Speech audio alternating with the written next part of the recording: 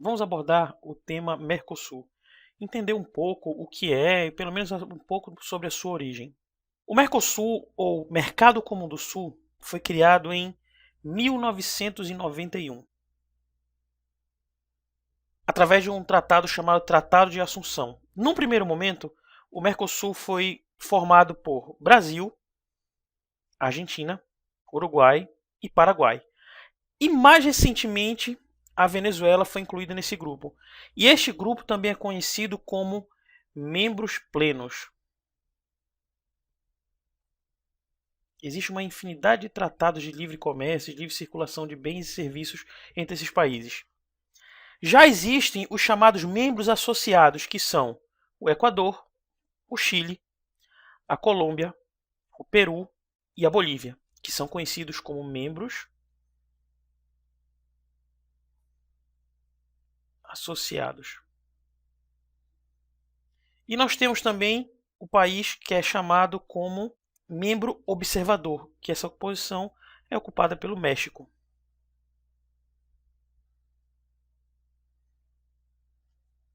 É interessante que quando há as reuniões do Mercosul, os únicos países que participam das reuniões com poder de voto, com poderes de decisão, são os países do chamado grupo dos membros plenos. Já os países conhecidos como membros associados, eles não possuem poder de voto. No entanto, o Equador ele já manifestou a sua intenção de se tornar um membro efetivo do bloco, o que deve ocorrer dentro de alguns anos após o Equador realizar alguns ajustes em sua legislação e em sua economia. E é importantíssimo frisar que, para fazer parte do bloco, é preciso estar primeiramente associado a ALADI, que é um órgão chamado de Associação Latino-Americana de Integração. Só para a gente lembrar um pouco sobre blocos econômicos, para que exista um bloco econômico, existe uma infinidade de acordos que são firmados, são acordos que são tanto políticos quanto econômicos. São esses acordos que vão, na maioria das vezes, garantir a igualdade entre os países que fazem parte desses blocos, o que não é diferente com o Mercosul. Esse mapa que eu coloquei aqui, ilustrado de azul escuro, eu tenho os países que são os países chamados membros plenos. Esses países que estão nessa coloração um pouco mais clara são chamados membros associados. E no caso aqui o México como um membro observador. Aqui no caso esse ciclo é o chamado Caribe, ou Pequenas Antilhas, que parte dela faz parte da Venezuela. Bem, para que exista um bloco econômico, eu já te disse, tem que ter uma infinidade de acordos políticos e econômicos. No caso do Mercosul, os acordos eles dizem respeito principalmente à chamada livre circulação. Livre circulação de quê? De bens e de serviços.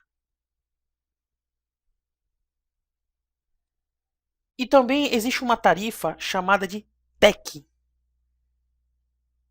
A TEC ela é chamada de tarifa externa comum. E para que ela serve?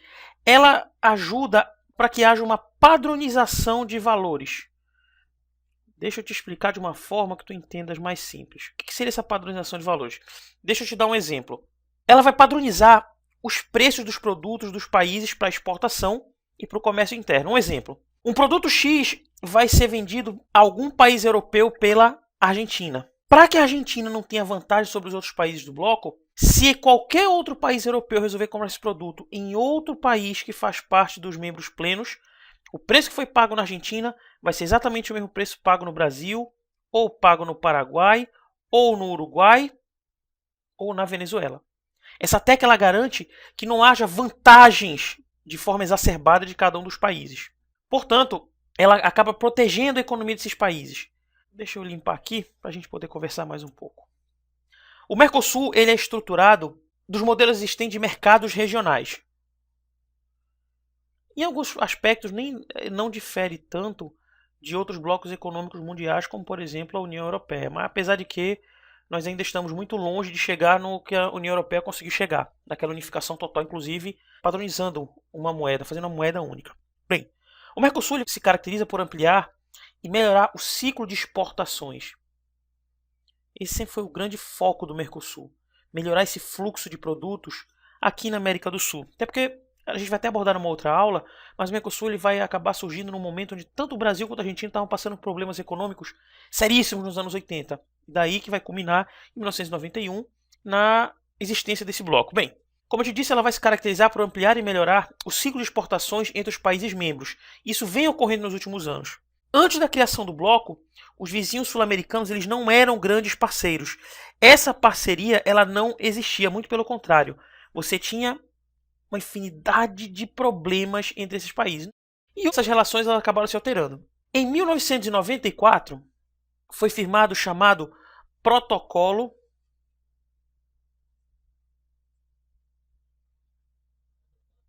de Ouro Preto. E o que consistia esse protocolo? Dentre várias coisas, ele estabelecia a presidência do Mercosul. Quem exerceria essa presidência e como essa presidência ela seria exercida. Foi estabelecido que o responsável por assegurar os cumprimentos dos acordos, essa presidência ela vai ser exercida por meio de rotação. Não vai existir um país membro que vai comandar o bloco. A presidência vai ser exercida por meio de rotação e em ordem alfabética. E esses Estados-membros eles vão poder exercer essa presidência por um prazo de até 6 meses. De 6 em 6 meses, essa presidência ela vai ser trocada. E o Mercosul ele é formado por um grupo do Mercado Comum, que é um órgão executivo integrado pelos 4 membros titulares e 4 alternados por cada um dos países. Portanto, o Mercosul é um bloco que ele é de extrema importância para a América do Sul, principalmente para os seus países membros, obviamente, e acaba que de alguma forma ele influencia os outros países do bloco.